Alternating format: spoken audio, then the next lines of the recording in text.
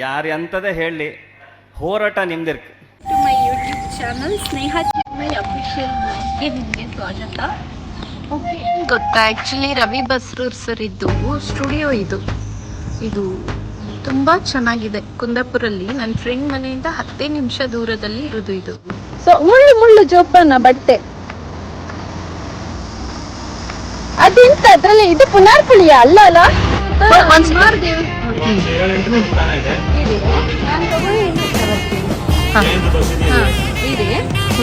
ಬಂದಾಗ ಖಂಡಿತವಾಗ್ಲೂ ಒಮ್ಮೆ ವಿಸಿಟ್ ಮಾಡ್ತೀವಿ.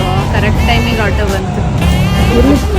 ಹಟ್ಟಿ ಅಂಗಡಿ ಗಣಪತಿ ಅಂತ ಕೇಳಿದಿರ ಇಲ್ವಾ? ನಾವು ಭಜನೆ ಎಲ್ಲ ಹಾಡುವಾಗ ಹಾಡ್ತೀವಿ. ಹಟ್ಟಿ ಅಂಗಡಿ ಗಣಪತಿ, ಇಡಿಗುಂಜಿ ಗಣಪತಿ, ಆನೆಗುಡ್ಡೆ ಗಣಪತಿ.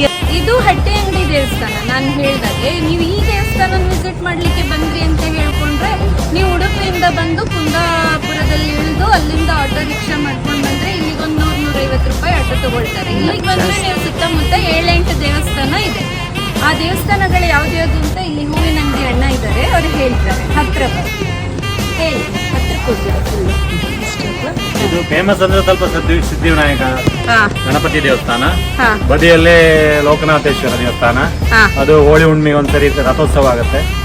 ಮೇಲ್ಗಡೆ ಮಾರ್ಲದೇವಿ ದೇವಸ್ಥಾನ, ಅದು ನವರಾತ್ರಿಯಲ್ಲಿ ವಿಶೇಷ ಪೂಜೆ ಇದೆ 9 ದಿನ.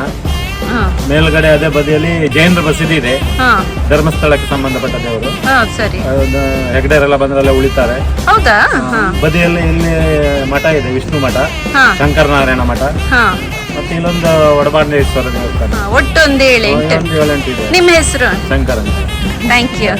ನನ್ನ ಫ್ರೆಂಡು ಹೋಗ್ತಾ ರೋಡ್ ಸೈಡಲ್ಲಿ ಒಂದು ಹಣ್ಣು ನೋಡಿದ್ವಿ. ಇದು ಕಾಟು ಹಣ್ಣುಗಳೇ ಹೇಳ್ತೀವಿ ನಾವು, ಕಾಡಲ್ಲೆಲ್ಲ ಸಿಗುತ್ತೆ. ಹೌದಾ? ನಂಗೊಂದು ಕೊಡಂತೆ, ನಾನು ತೋರಿಸ್ತೀನಿ. ಅದೇನು ಗೊತ್ತಾ, ಊರಿನವರಿಗೆಲ್ಲ ಆ್ಯಕ್ಚುಲಿ ಗೊತ್ತಿರುತ್ತೆ, ನಮಗೆಲ್ಲ ಅದು ಬ್ಯಾಂಗ್ಳೂರ್ ಪೀಪಲ್ ಹಾಗೆ ಗೊತ್ತಿರಲ್ಲ. ನನ್ನ ಯೂಟ್ಯೂಬ್ ಚಾನಲ್ಲು, ನಾನು ಬ್ಯಾಂಗ್ಳೂರಲ್ಲಿ ಇರೋದು, ನನ್ನ ಚಾನಲನ್ನು ಸ್ವಲ್ಪ ಎಲ್ಲ ನೋಡ್ತೀರಲ್ವಾ. ಸೊ ಮುಳ್ಳು ಜೋಪಾನ ಬಟ್ಟೆ ಹಾಗೆ ಉಂಟೆ ನೋಡ್ಲಿಕ್ಕೆ. ಹೇಳಿ, ಇದು ಹಣ್ಣಾಯ್ತಾ? ಈಗ ಮಳೆ ಸಹ ಬಂದಿದೆ. ಇದನ್ನು ಮಗ ಎಷ್ಟು ಚಂದ ಅಂತ. ಹೋಗುವಾಗ ಕುಯ್ಕೊಂಡು ಹೋಗು ಒಂದಷ್ಟು. ತುಂಬಾ ಚೆನ್ನಾಗಿದೆ.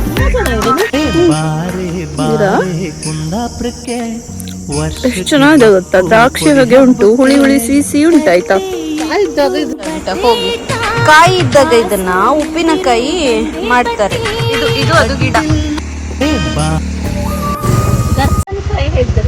ಹೌದಾ? ಇದಕ್ಕೆ ಗರ್ಜನಕಾಯಿ ಅಂತ ಹೇಳ್ತಾರಂತೆ. ಉಡುಪಿಲಿ ಅಂತ ಹೇಳ್ತಾರೆ, ಗೊತ್ತಿಲ್ಲ ನನ್ಗೆ. ಯಾರಾದ್ರೂ ಉಡುಪಿಯವರಿದ್ರೆ ಉಡುಪಿಯಲ್ಲಿ ಅಂತ ಹೇಳ್ತಾರೆ, ಕಮೆಂಟ್ ಮಾಡಿ ಆಯ್ತಾ.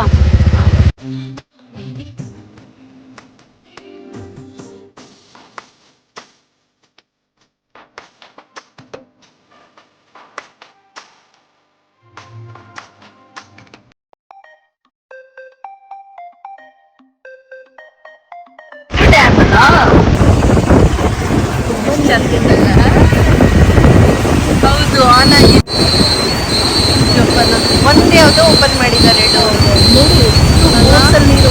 ಹೌದು, ಯಾರಾದ್ರೂ ಸಿಕ್ಕಿದ್ರೆ ನೋಡ್ಬೋದು. ಓಪನ್ ಮಾಡಿದ್ದಾರೆ. Work hard in silence, let success make the noise. ಇದು ರವಿ ಬಸ್ರೂರ್ ಸರ್, ತುಂಬ ಜನಕ್ಕೆ ಗೊತ್ತಿದ್ದಾರೆ, ಅದು ನನಗೂ ಗೊತ್ತಿದ್ದಾರೆ.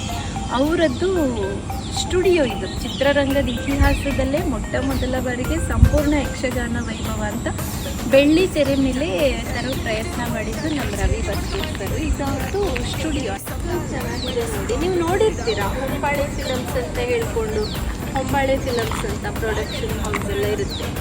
ಅದು ಇವರಿಗೆ ಫಿಲಮ್ ಹಾಕಿದ್ದಾರೆ ನೋಡಿ, ಹೊಂಬಾಳೆ ಫಿಲಮ್ಸ್. ಇದು ರವಿ ಬಸ್ರೂರ್ ಸರ್. ತುಂಬ ಖುಷಿ ಆಯಿತು.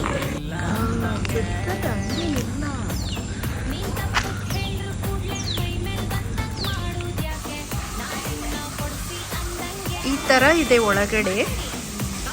ನಾವು ಒಳಗೆ ಬಂದಿದ್ದೀವಿ ಇವಾಗ. ಇದು ನಾಗಸನ್ನಿಧಿ. ಇವರಲ್ಲೆಲ್ಲ ಮರದ ಕೆಳಗಡೆ ಯಾರು ಬೇಕಾದ್ರೂ ಬಂದು ಬೆಂಗಳೂರಲ್ಲೆಲ್ಲ ನೀವು ಹಾಲು ಎರಿತೀರಿ, ತನ್ನಿ ಎರಿಯೋದೆಲ್ಲ ಮಾಡ್ತೀರಿ. ಇಲ್ಲೆಲ್ಲ ಹಾಗಲ್ಲ, ನಾಗಗಳಿಗೆ ಅಂತ ಹೇಳ್ಕೊಂಡು ಸ್ಥಾನ ಕೊಟ್ಟಿರ್ತಾರೆ. ಇದಕ್ಕೆ ಸಹ ಅದರದ್ದೇ ಆದ ಇತಿಹಾಸ ಉಂಟು. ಪರಶುರಾಮ ಕೊಡಲಿ ತಗೊಂಡು ರುದ್ರಪಾದ ಬಂಡೆ ಮೇಲೆ ನಿಂತು ಕೊಡಲಿ ಬೀಸಿದಾಗ ಅದೆಷ್ಟು ದೂರ ಹೋಗಿ ಬಿತ್ತು ಅಷ್ಟು ಸಮುದ್ರ ರಾಜ ಜಾಗ ಬಿಟ್ಕೊಡ್ಬೇಕು ಅಂತ ಆಯಿತು. ಸಮುದ್ರದ ಕೆಳಗೆ ನಾಗಗಳೆಲ್ಲ ವಾಸ ಮಾಡ್ತಾಯಿದ್ರು. ಆಗೆಲ್ಲ ವಿಷ್ಣುವಿನ ಮೊರೆ ಹೋದರು, ನಾವೆಲ್ಲ ಎಲ್ಲಿ ಹೋಗೋದು ಅಂತ. ಆಗ ವಿಷ್ಣು ಹೇಳಿದರು, ಎಲ್ಲರೂ ಜನಗಳಿಗೆ ಎಷ್ಟು ಜಾಗ ಬಿಟ್ಟುಕೊಟ್ಟಿದ್ದಾರೆ ಅವರೆಲ್ಲ ಅಲ್ಲಲ್ಲಿ ನಾಗನಿಗೆ ಸ್ಥಾನ ಕೊಟ್ಟು ಪೂಜೆ ಮಾಡಬೇಕು ಅಂತ.